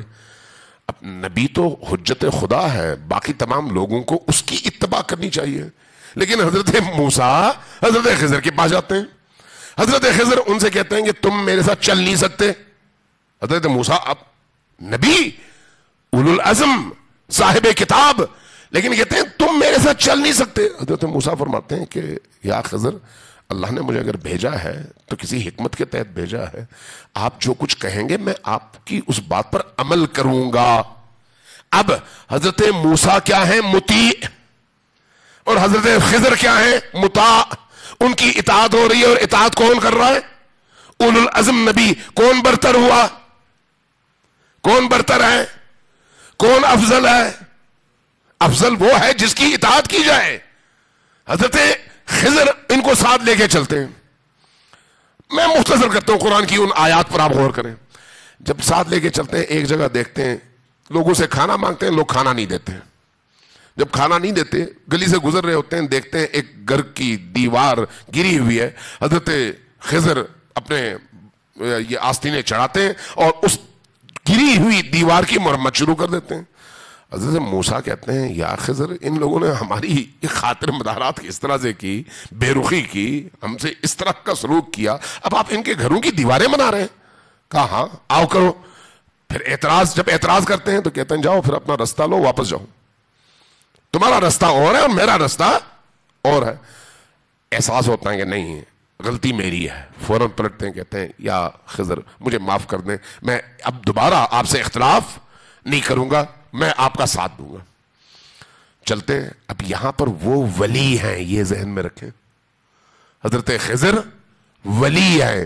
بعض اوقات انبیاء بھی ولی کا ساتھ دینے کی وہ طاقت نہیں رکھ پاتے اپنی نبوت کے باوجود. حضرت خضر کی آیت ایسے ہی اللہ نے تو نہیں بیان کی نا. اللہ نے یہ واقعہ کیوں بیان کیا؟ یہ بتانے کے لیے کہ خضر اگر ولی ہے تو اس ولی کے ساتھ چلنے کے لیے موسیٰ جیسا پیغمبر بھی جب تک مطیع محض نہ ہو چل نہیں سکتا. یہ بتانے کے لیے حضرت موسیٰ کہتے ہیں یا خضر آپ ٹھیک ہے، جو آپ کا حکم، میں آپ کے ساتھ ہوں. دیوار بنا لی، آگے چلے. سمندر کے کنارے کشتیاں تھیں، ان کشتیوں میں پہنچے. ایک کشتی میں بیٹھے دریا کراس کرنے لگے. تو بیٹھے بیٹھے حضرت خضر نے کیا کیا؟ کشتی کی تہ میں سوراخ کر دی. حضرت موسیٰ کو آ گیا غصہ. خضر آپ یہ کیا کر رہے ہیں؟ ان لوگوں نے ہماری مدد کی، جس نے مدد کی آپ اسی کی کشتی میں سوراخ کر رہے ہیں. فرمایا میں نے نہیں کہا تھا کہ تم میرے ساتھ نہیں چل سکتے؟ انک لم تستطع معی صبرا، تم میرے ساتھ صبر نہیں کر سکتے، تحمل تم میں نہیں ہے. عرض کیا یا موسیٰ معاف کر دیں، اب اس کے بعد دوبارہ اعتراض نہیں کروں گا. دریا پار کیا، ادھر چلے گئے. ایک جگہ پہنچے، دو معصوم بچے کھیل رہے تھے، پکڑا دونوں کو مار دیا. اب یہاں پر صبر نہیں ہوا. کہا کہ اے خضر آپ جو حرکتیں کر رہے ہیں مجھے تو سمجھ نہیں آتی. کہا تمہارا رستہ وہ ہے، میرا رستہ یہ ہے. تو کہا اب جب آپ نے مجھے اپنے رستے سے الگ کر ہی دیا تو مجھے سمجھائیں کہ ان کی وجوہات کیا تھیں. قرآن نے وہ ساری وجوہات بیان کی ہیں کہ کشتی اس لیے اس پہ سوراخ کیا کہ بادشاہ کو کشتیاں چاہیے تھیں، وہ ساری کشتیاں آج اٹھانے والا تھا، تو اس کشتی میں سوراخ کی وجہ سے یہ کشتی بچ جائے گی، باقی کشتیاں لے جائیں گے اور اس کی دنیا بن جائے گی. یہ کشتی مرمت کر لے گا، لوگوں کا رش ہوگا، اس کو کاروبار ملے گا، چونکہ اس نے اولیاء خدا کی مدد کیا ہے.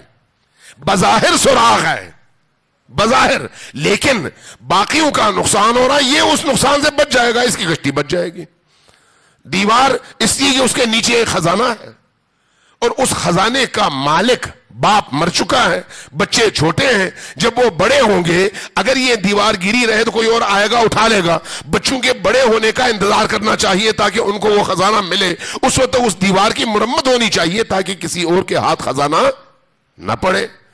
تو یہ جو بچوں کو مارا، ان کا والد بڑا صالح آدمی تھا. یہ لوگ جو ہے ایسی معاشرت میں پلنے والے تھے جس کے نتیجے میں اپنے اس صالح باپ کے لیے عقاب کا باعث بنتے. اس لیے میں نے، چونکہ میں اللہ کے ارادوں کا مظہر ہوں، ولی اللہ کے ارادے کا مظہر ہوتا ہے، یعنی وہی کرتا ہے جو اللہ چاہتا ہے. میں نے اس لیے ان کو مارا ہے، اس لیے اللہ یہ چاہتا ہے. وہاں پر اس لیے کشتی میں سوراخ کی ہے، اس لیے اللہ چاہتا ہے. وہاں پر اس لیے دیوار کی مرمت کی ہے، اس لیے کہ اللہ چاہتا ہے. یہ جو اللہ چاہتا ہے، میری چاہت اور اللہ کی چاہت دو چاہتے ہیں کہ ایک چاہت اس چاہت کی اتباع کر رہی ہو. نہیں، ایسا نہیں ہے، دونوں میں جدائی نہیں ہے. یعنی اللہ کا چاہنا ہی میرا عمل ہے، اللہ کا ارادہ ہی میرا ارادہ ہے. میں جب ارادہ کروں گا یعنی اللہ نے ارادہ کیا. تو اس لیے جب یہ باتیں حضرت موسیٰ کو پتہ چلتی ہیں تو حضرت موسیٰ کو تب سمجھ آتی ہے اور وہ اپنا رستہ الگ کر لیتے ہیں. اب ذرا اس پورے واقعے سے جو چیز سمجھ آتی ہے وہ کیا ہے کہ جب ولی موجود ہو معاشرے کے اندر تو اس ولی کا ساتھ دینے کے لیے شعور بھی اتنا چاہیے، معرفت بھی اتنی چاہیے اور اطاعت بھی اتنی چاہیے کہ انسان اس ولی کے پیچھے آنکھ بند کر کے اس طرح سے چلے کہ جو وہ کہے وہی اس کی بھی خواہش بنے. تب وہ موالی ہے، اپنی مرضی چلانے والا موالی نہیں ہے. صلوات بھیجیں بر محمد و آل محمد.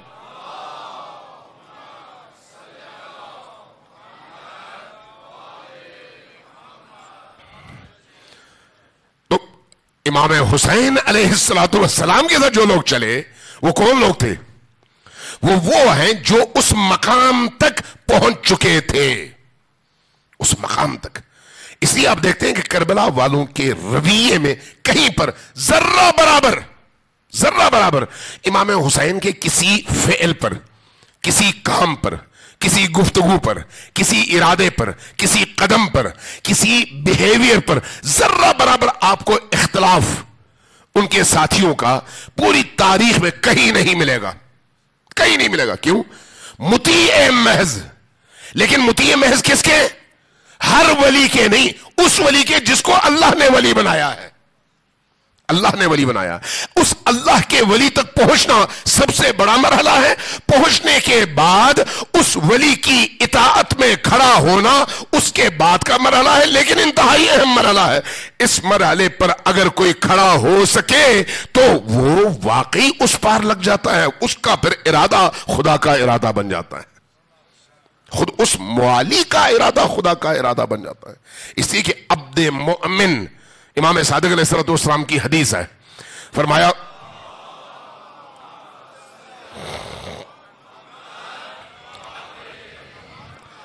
جب ایک عبد مؤمن انسان جو سراپا ایمان ہو، جب وہ کسی کام کے ارادے سے بسم اللہ الرحمن الرحیم پڑھتا ہے تو اگر وہ مؤمن کامل ہے تو اس کا یہ بسم اللہ پڑھنا ایسے ہی ہے جیسے اللہ کی طرف سے کن کہنا.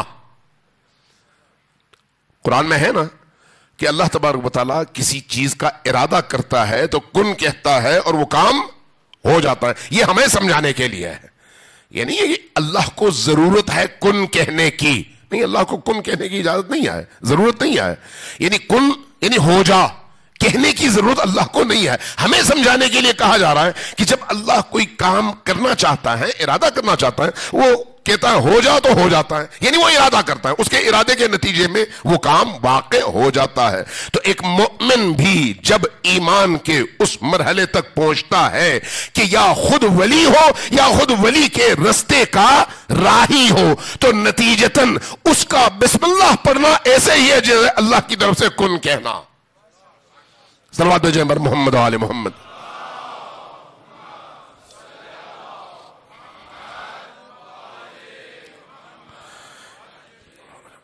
تو حسین ابن علی علیہ السلام نے جو حل من ناصر ینصرنی کی صدا دی ہے، وہ صدا اس معنی میں ہے کہ آؤ اپنے اس خول سے باہر نکلو، میری اس آواز پر ندا پر لبیک کہو اور اس دیوار کو توڑو اور نکلنے کے بعد آزاد ہو جاؤ. جب تم آزاد ہوگے تو نتیجتاً تم اس مقام تک سفر شروع کر دو گے.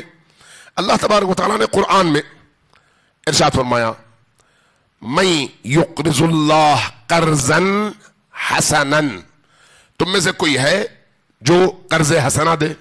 کس کو؟ اللہ کو. اب ہمیں یہ بات سمجھ آتی ہے نا کہ اللہ کو کسی قرض حسنہ کی ضرورت نہیں ہے، تو کیوں کہتا ہے مجھے قرض حسنہ دو؟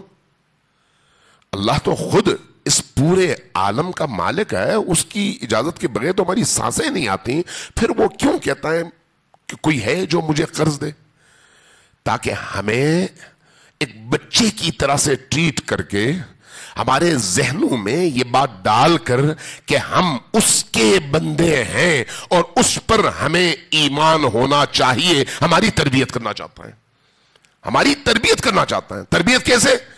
ایک باپ جب اپنے بچے کو 1000 کا نوٹ دیتا ہے کہ جاؤ خرچہ کرو، تمہارے جیب خرچ کے لیے یہ پیسہ، جب وہ بچہ کچھ لے کر آتا ہے تو باپ اس سے کہتا ہے کہ مجھے بھی کچھ دو. باپ ضرورت کی وجہ سے مانگتا ہے یا بچے کی تربیت کی وجہ سے مانگتا ہے؟ جی تربیت کی وجہ سے، چونکہ جو کچھ دیا ہوا ہے وہ باپ ہی کا دیا ہوا ہے. باپ اس سے 10 گنا زیادہ دے سکتا ہے، لیکن جب بچے سے کہتا ہے کہ مجھے دو تو بچے کے اندر ایک اعتماد پیدا کرتا ہے کہ تم اس کے مالک ہو اور وہ میری وجہ سے ہو، لیکن جب مجھے دو گے تو میرا دل جیتو گے، یعنی مجھے خوش کرو گے. یہ رابطہ مضبوط تر ہوگا. جیسے جیسے رابطہ مضبوط تر ہوگا، جو کچھ میرا ہوگا وہ تمہارا ہوگا. بچہ جب اس تصور کے ساتھ آگے بڑھتا ہے تو ایک مقام پر پہنچتا ہے، بچے اور باپ میں مالکیت کا تصور ختم ہو جاتا ہے نا. جو کچھ گھر میں ہے وہ اسی بچے کا ہے. ایسا ہوتا ہے یا نہیں؟ یہی کیفیت قرآن کریم کی اسلوب تربیت کیا ہے، اللہ کی اسلوب تربیت کیا ہے. اللہ کیا کرتا ہے؟ اسی طرح سے انسانوں کی تربیت کرتا ہے. ائمہ اسی طرح سے انسانوں کی تربیت کرتے ہیں. اس لیے ائمہ ہم سے کہتے ہیں دینے والے بنو، دینے والے بنو. دینے والے بنو گے تو جو تم دو گے اس سے کئی گنا ہم سے لو گے. لیکن اس کے لیے کیا ضروری ہے؟ شناخت. کیا ضروری ہے؟ ایمان. کیا ضروری ہے؟ معرفت. کہ تمہیں یہ معلوم ہوگی جو ہم کہتے ہیں وہ سچ کہتے ہیں. جو تم دو گے اس سے کئی گنا تم واقعی لو گے. اس لیے یہ ذہن میں رکھیں، ائمہ سے جو ہمارا رابطہ ہے، اہل البیت سے جو رابطہ ہے، وہ معرفتی رابطہ ہونا چاہیے، نیاز مند اور ضرورت مند والا نہیں. ضرورت مند والا رابطہ ہندو بھی رکھ سکتا ہے، ضرورت مند والا محتاج والا رابطہ سکھ بھی رکھ سکتا ہے، یہودی بھی رکھ سکتا ہے، کوئی اور بھی رکھ سکتا ہے. لیکن جب ایک مولائی ہو انسان، अहले विलायत हो, विलायत का मानने वाला हो, तो उसका राबता ईसार वाला राबता होना चाहिए कि जो कुछ मेरा है वो उन्हीं का दिया हुआ है। इन्ना लिल्लाह व इन्ना इलैहि राजिऊन का मतलब भी यही है कि जो कुछ है उधर से आया है और उधर ही जाएगा। तो इसलिए अगर मेरे इख्तियार से जाए तो मेरा मकाम बुलंद होगा, लेकिन अगर मेरे इख्तियार से ना जाए, मैंने मरना है, जाना उसी की तरफ है। आप देखें, हम में से जितने लोगों के पास जितनी भी जायदाद है, इतने सारे शुहदा हैं आपके इस बहिश्ते ज़ैनब ना, तो यहां पर कितने शुहदा हैं, ये क्या लेके गए अपने साथ? जितने मरहूमीन हैं वो क्या लेके गए? जो कुछ उन्होंने बनाया वो छोड़ के गए। जो लेकर गए हैं वो क्या है? वो उनकी नीयतें हैं। जो लेकर गए वो क्या है? वो उनका ईमान है। जो लेकर गए हैं वो क्या है? वो उनका अमले साले है। वो जो अमले साले है, वो जो नीयत है साले है, वो जो अकीदे साले है, उसका मकाम मरने के बाद है या मरने से पहले? अभी है, अभी अभी इस मौके पर।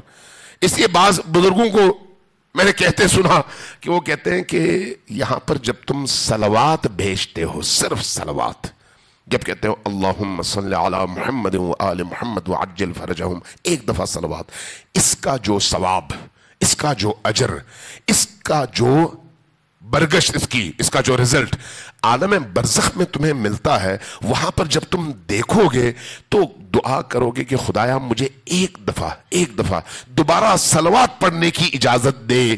तो अल्लाह वहां पर जवाब देगा, सलवात पढ़ने की जगह दुनिया थी, ये नहीं, दुनिया में पढ़ के आते, यहां पर तुमने जो वहां पर किया वही मिलेगा, उससे ज्यादा कुछ नहीं।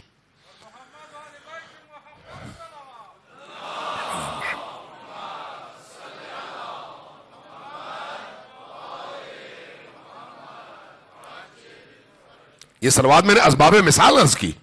आप अगर किसी फकीर के हाथ में 100 रुपए देते हैं और वाकई इस एहसास के साथ देते हैं ये आप अल्लाह को दे रहे हैं, तो वो 100 रुपया नहीं है, वो आपकी तरफ से नेकी है, एहसान है। और जो शख्स एहसान करता है, नेकी करता है, उस नेकी के पीछे उसकी नीयत देखी जाती है, नेकी की मिकदार नहीं देखी जाती।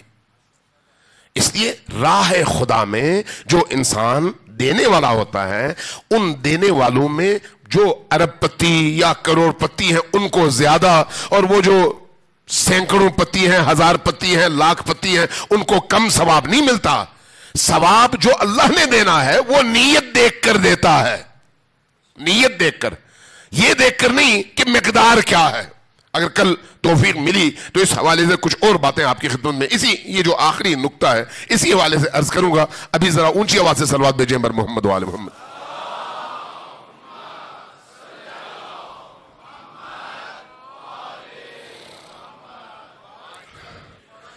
अजीजान गिरामी, ये जो हम नेकियां करते हैं ना, इन नेकियों में, अब ये हुस्न ख़िताम के तौर पर एक चीज आपकी खिदमत में अर्ज करूंगा, चंद जुमले मसाइब के। ये जो हम नेकियां करते हैं, इन नेकियों में हमेशा हमेशा अपने अंदर के इंसान को टटोल कर देख लें, अंदर के इंसान को। ये नेकी आप क्यों करते हैं?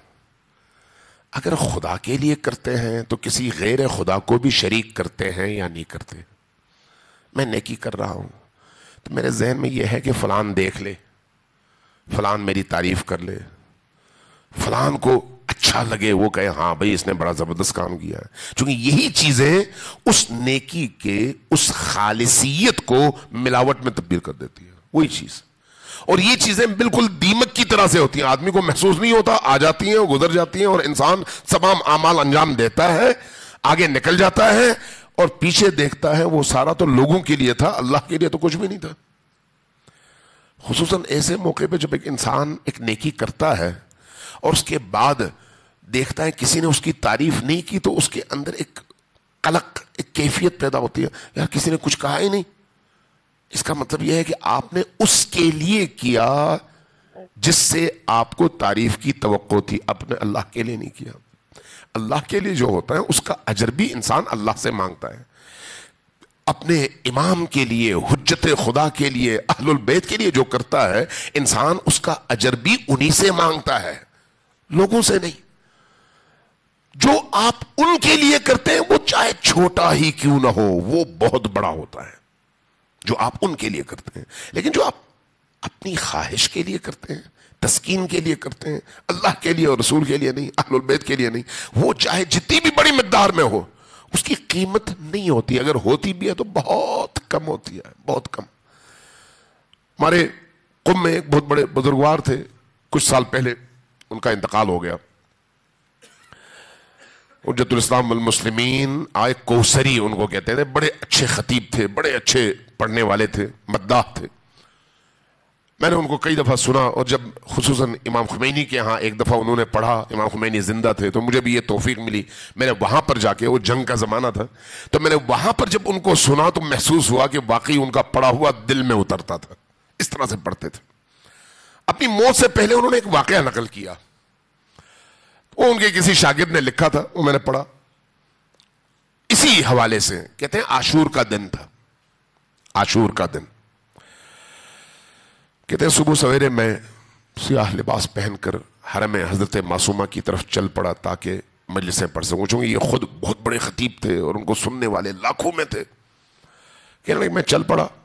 جب گلی میں آیا، جیسے آپ کے یہاں پر ہوتا ہے جب شیعہ آبادی ہو تو سارے بچے بھی اسی حساب سے پروان چڑھتے ہیں، تو کہا گلی میں نے دیکھا چند بچوں نے 6 سال 5 سال 7 سال 8 سال 6-7 بچے ہیں، انہوں نے چند اینٹیں رکھ کر گلی کے ایک نکڑ پہ وہاں پر ایک امام بارگاہ بنائی ہے، اور دیوار پہ ایک سیاہ کپڑا لگا دیا ہے امام بارگاہ کے طور پر. ساتھ میں ادھر ایک جگ میں پانی رکھا ہے شربت، اور دوسرے میں ایک کیتلی رکھی ہے، چائے بنائی ہے. گزرنے والے کو جو شربت پینا چاہے شربت دیتے ہیں، جو چائے پینا چاہے چائے دیتے ہیں. کہنے لگے میں گزرنے لگا تو بچوں نے مجھے چونکہ پہچانتے تھے، معروف آدمی ہے، تو کہا آ کے مجھے پکڑ لیا، سلام کیا اور کہا کہ آپ ہماری اس امام بارگاہ میں ایک چھوٹی سی مجلس پڑھ دیں. کہتے ہیں اب میں حرم میں لاکھوں لوگ میرا انتظار کر رہے ہیں، عاشور کا دن ہے، عزاداری اپنے پیک پر ہے، ایسے موقع پر اب یہ بچے 4 بچے انہوں نے مجھے پکڑ لیا. کہتے ہیں میں نے بڑی کوشش کی اپنا دامن چھڑاؤں، بچے نہیں مانے. کہا نہیں، آپ کو ہم تب تک جانے نہیں دیں گے جب تک آپ خود ہمارے ہاں نہیں پڑھیں گے. کہتے ہیں آخر مجھے حیا آئی، شرم محسوس ہوئی کہ میں اگر ان بچوں کے سامنے نہ پڑھوں تو ان بچوں کا دل ٹوٹے گا، اگر ان کا دل ٹوٹے گا تو میں اللہ کو کیا جواب دوں گا. تو اب یہاں پر مقصد کیا تھا؟ اللہ اور اہل البیت. کہتے ہیں میں نے وہاں پر بیٹھ کر 4 جملے زیارت عاشورہ کے پڑھے. زیارت عاشورہ کے وہ جملے کیا تھے؟ السلام علی الحسین وعلی علی ابن الحسین وعلی اولاد الحسین وعلی اصحاب الحسین. یہ 4 جملے پڑھے. ان 4 جملوں کے پڑھنے کے بعد جب میں اٹھنے لگا تو بچے بڑے خوش ہوئے، مجھ سے لپٹ گئے، شکریہ ادا کیا. اور جب میں چلنے لگا تو مجھے روکا، کہا نہیں، یہ ہماری طرف سے تبرک کے طور پر، نیاز کے طور پر یہ چائے پی کر جائے. میں رک گیا. تو چائے انہوں نے دی پلاسٹک کے ایک برتن میں نے منہ سے لگائی تو پھیکی چائے تھی، اس میں کوئی مزہ نہیں تھا، آدھی ابلی ہوئی آدھی کچی. میں نے دیکھا بچے آپس میں مصروف ہو گئے. میں نے وہ چائے آہستہ سے گرا دی، کپ رکھا، بچوں سے کہا بچوں میں نے چائے پی لی، مجھے اجازت ہے. بچوں نے اجازت دی، خوشی خوشی میں نکل آیا. کہتے ہیں میں اس دن گیا حرم میں، بڑی مجلسیں تھیں، بڑے لوگ تھے، بڑا گریا ہوا، بڑا ماتم ہوا، رات تک مختلف بڑے بڑے اجتماعات میں گیا. اس کے بعد جب فارغ ہوا تو آیا گھر، نہا دھو کے کپڑے پہنے، زیارت عاشورہ پڑھی، شب کے اعمال کچھ انجام دیے، پھر اس کے بعد تھکا ہوا تھا، لیٹ گیا اور سو گیا.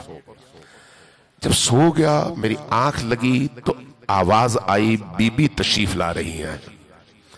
جیسے ہی میں نے یہ سنا نیند ہی میں، تو میں نے آنکھیں کھولی نیند میں نے دیکھا بی بی اندر تشریف لائی ہیں. میں نے اٹھ کے آپ کا استقبال کیا تو بی بی نے مجھے دیکھ کر کہا کہ کوثری بیٹا، آج تم نے جتنی بھی مجلسیں پڑھی ان میں سے کوئی بھی ہماری بارگاہ میں قبول نہیں ہوئی.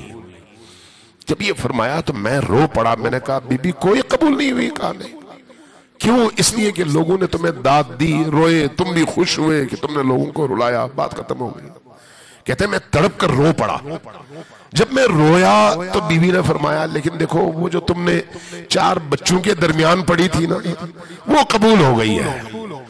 जैसे ही फरमाया वो कबूल हो गई है, मैं बिलक बिलक कर रोया। मैंने शुक्र अदा किया कि कोई चीज तो कबूल हुई है। जब मुझे रोता देखा तो फरमाया बेटा कोसरी, तुमने वो चाय गिराई क्यों थी? मैंने पूछा बीबी क्यों, उस चाय में क्या ऐसी खासियत थी? फरमाया क्या तुम्हें नहीं मालूम, वो चाय हमने अपने हाथों से बनाई थी, हमने अपने हाथों से बनाई थी। जो काम इंसान अहलुल बैत के लिए करता है वो चीजें, वो काम जिंदा होता है। ये आंसू जिंदा है। ये जो आपका गिरिया है ना, ये गिरिया जाया नहीं है, आपको किसी ने मजबूर नहीं किया। आपका दिल ज़ैनब कुबरा से जाकर जा मिला है।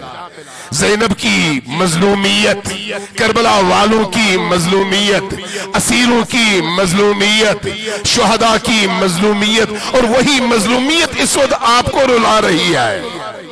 ये जो रोना है, ये रोना बेलोस रोना है, दिखावे का नहीं है, दिल का गुबार है, निकल रहा है और आपका दिल जुड़ रहा है करबला वालों के साथ। ये वो गिरिया है। आप जरा तसव्वुर करें कि अहलुल बैत को इस वक्त कूफे में लाया गया है। किस अंदाज में लाया गया है? बेपाला ऊंटों पर, घोड़ों पर, खच्चरों पर, सवारियों पर सवार करके। और बाज रिवायात में लिखा है कि जब इमाम सज्जाद अलैहिस्सलाम को उस ऊंट पर सवार किया जा रहा था तो उस वक्त आपके हाथ पैर जंजीरों से बांधे गए। किस तरह से आपका जिस्म बांधा गया, फिर आपके गले में एक तोक डाला गया, उस तोक के साथ 2 कड़े थे, उन कड़ों में हजरत इमाम सज्जाद के दोनों हाथ जकड़ दिए गए। अब वो हाथ गर्दन पर थे। इस तरह से आपको सवारी पर बिठाया गया। लेकिन जब बिठाया गया तो बेपाला होने की वजह से कभी इमाम इधर गिरते थे, कभी उधर गिरते थे। इस कैफियत में जालिमों ने उन्हीं जंजीरों से उस सवारी के पेट से आपको बांध कर जकड़ दिया। इस कैफियत में ये काफिला चला है कूफा की तरफ। और कूफा जब पहुंचा है तो शाम का मौका है, शाम का अंधेरा है। अब इसको रोका गया कि शहर में दाखिल नहीं होने दिया जाएगा। कहा क्यों? कहा इसलिए कि शहर वाले सोए हुए हैं। कल जब सुबह वो उठेंगे तो मुनादी निदा देकर शहर को सजाने के बाद, इस्तकबाल करने वालों को बुलाने के बाद तब जाकर आपको वारिद किया जाएगा। अब रात उस आसमान के नीचे खुली फजा में अहलुल बैत की इन मुखद्दरात ने रात गुजारी है। तो आप सोच सकते हैं करबला वालों की मजलूमियत की क्या इंतहा है। वही ज़ैनब जो इस शहर में अमीरुल मोमिनीन की बेटी हुआ करती थी, आज इस शहर में असीर बनकर लाई जा रही है। सुबह हुई, जब काफिले को अंदर दाखिल किया जा रहा था तो अब एक नई लाइन बनाई गई। वो लाइन क्या है? इनको सवारियों से उतारा गया, उतार के खड़ा किया गया। सबसे आगे एक खातून को खड़ा किया गया, उसके पीछे एक बच्चे को, फिर एक बड़े को, फिर एक छोटे को, फिर एक बड़े को, फिर एक छोटे को। इनको एक ही जंजीर से बांधा गया और इस जंजीर के उसमें एक कड़ा, और वो कड़ा गर्दन में। अब इस तरह से ताकि कोई भी इधर या उधर हिल न सके। सबसे आगे वाली खातून आगे चल रही है और सारा बाजार भरा हुआ है, रश है। अब वो खातून उन नामहरमों से अपने आप को बचा बचा कर आहिस्ता आहिस्ता चल रही है। इस कैफियत में बाद मुअर्रिखीन ने लिखा है कि ये जो यजीदी लश्कर के पासबान है, ये नेज़े की अनियां चुबो चुबो कर उन खवातीन से कहते थे कि जल्दी चलो। और जब वो नेज़े की अनी अपने जिस्म में बर्दाश्त करते हुए तेज चलती तो वो जंजीर खिंच जाती। जब जंजीर खिंच जाती तो वो बच्चा हवा में मुअल्लक हो जाता। इस कैफियत में इनको बाजार में दाखिल किया गया। जब बाजार में लाया गया तो ये वही शहर है जहां पर लोग अमीरुल मोमिनीन अली इब्ने अबी तालिब के पीछे नमाज पढ़ा करते थे, मस्जिद में आया करते थे। अब वो इन असीरों का तमाशा देखने आए हैं। تاریخ کہتی ہے کہ جب یہ اسیر بازاروں میں داخل کیے گئے تو ارد گرد چھتوں پر خواتین ہیں، مرد ہیں، بازاروں میں مرد ہیں، خواتین ہیں۔ اس اثنا میں ایک خاتون کی نگاہ زینب کبریٰ پر پڑی، قریب آئی، پوچھا خاتون آپ جانی پہچانی لگتی ہیں، من ای انتم اسارا، آپ کہاں کی قیدیاں ہیں؟ زینب کبریٰ ایک دفعہ بے اختیار ہو پڑی، کہا تمہیں نہیں معلوم ہم آل محمد کی اسیر خواتین، آل محمد کی اسیر خواتین، ہاں ہم علی اور فاطمہ کی بیٹیاں ہیں۔ جیسے یہ سنا وہ خاتون دوڑ پڑی، جا کے اپنے گھر سے ادھر ادھر سے چادریں لے کر آئی تاکہ ان مخدرات کو دے کر ان کا حجاب سلامت رکھا جا سکے۔ جب تھوڑا سا آگے بڑھی تو کچھ خواتین کو پتا چلا، وہ اب اپنے گھروں سے کھانے لے کر آئی۔ جب کھانا ان چھوٹے چھوٹے بچوں کی طرف بڑھایا گیا تو ایک دفعہ زینب کبریٰ کی آواز بلند ہوئی، کوفہ والو ہم پر صدقہ حرام ہے، ہمیں تمہارا کھانا نہیں چاہیے، کیا تمہیں نہیں معلوم کہ ہم فاطمہ کی بیٹیاں ہیں؟